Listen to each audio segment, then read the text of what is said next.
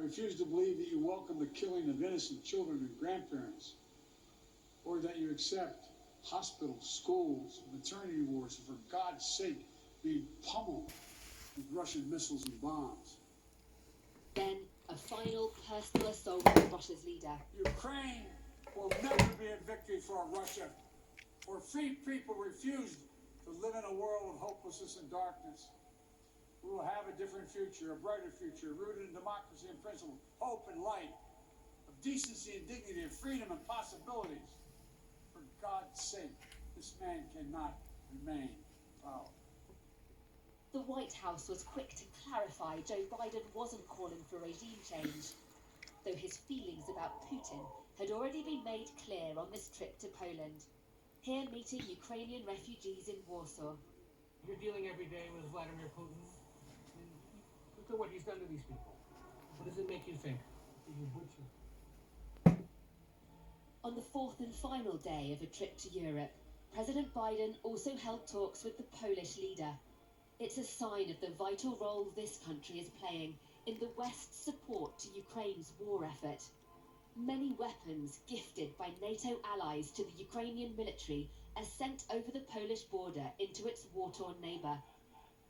The American president apparently gave assurances this flow of arms would continue as he met separately with Ukraine's visiting foreign and defence ministers. Another key topic is bolstering the alliance's own defences to deter Russian aggression. Unlike Ukraine, Poland is a member of the NATO alliance. It means an attack on this country would be considered an attack against all, requiring a collective response. The US is keen to reinforce this principle of Article 5 as allies adjust to the new security reality triggered by Russia's war next door. And it's still raging, with Moscow targeting new Ukrainian positions. President Biden warned the invasion threatens to trigger a return to decades of war that ravaged Europe last century. He said that cannot be allowed to happen. Poland's Tomb of the Unknown Soldier, a reminder of the continent's deep scars. Allies know they must stay united and become stronger if they're going to meet the challenge of these changing times. Deborah Haynes, Sky News, Warsaw. We've had a bit of an update on the latest round of negotiations between Russia and Ukraine, and we're being told they'll be held in Turkey between the 28th and the 30th of March. So the next round of talks will be held in Turkey between Russia and Ukraine. Well, meanwhile, President Biden speaking in the Polish capital while Russia attacked Lviv, hitting civilian areas of the Ukrainian city for the first time. Till now, it had been regarded as a safe haven for people fleeing the fighting further east. Well, the mayor of Lviv said the rockets were fired from Sevastopol in Crimea. Sky's Sally Lockwood was in Lviv when the strikes took place. Nowhere in Ukraine is safe from Russian aggression.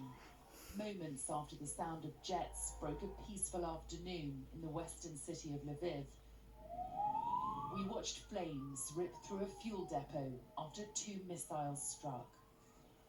The attack fell just short of the city's television tower.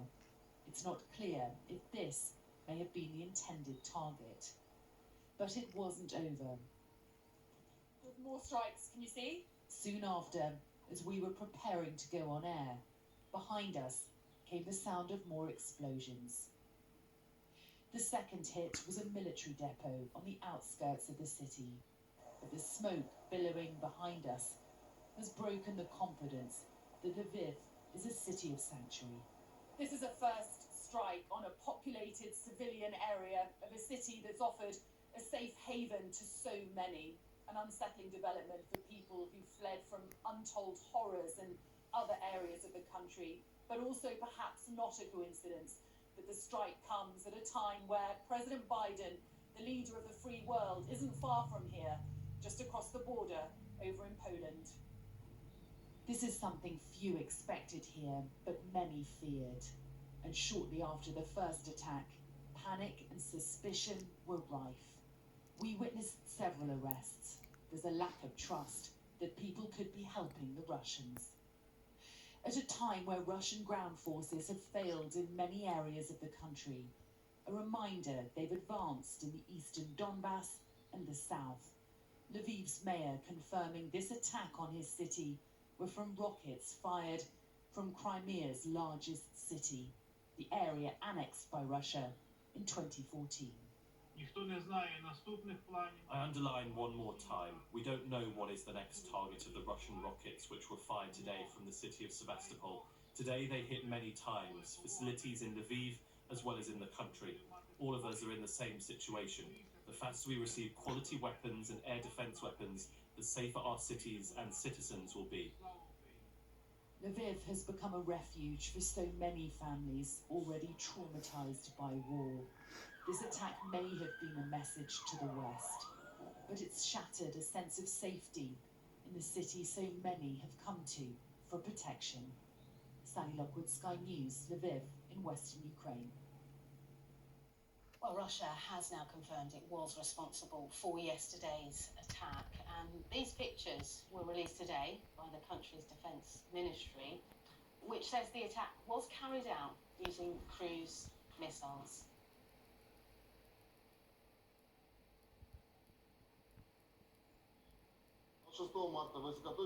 On March the 26th, high-precision, long-range, air-launched weapons destroyed a large fuel depot near the city of Lviv, which provided fuel for Ukrainian troops in the western regions of Ukraine, as well as near Kiev.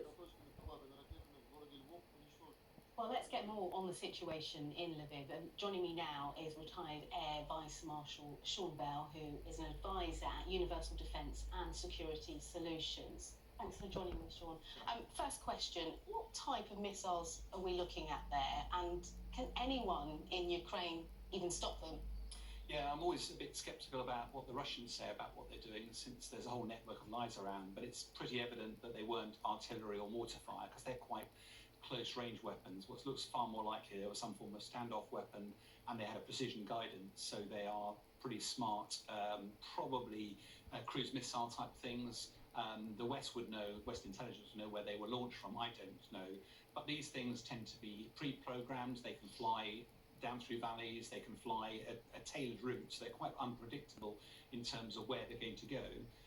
And so they could have been launched from the Crimea, as the Lviv mayor was talking about. They could have come from Russian ships, as the Russians claimed, or they could have come from Russia itself.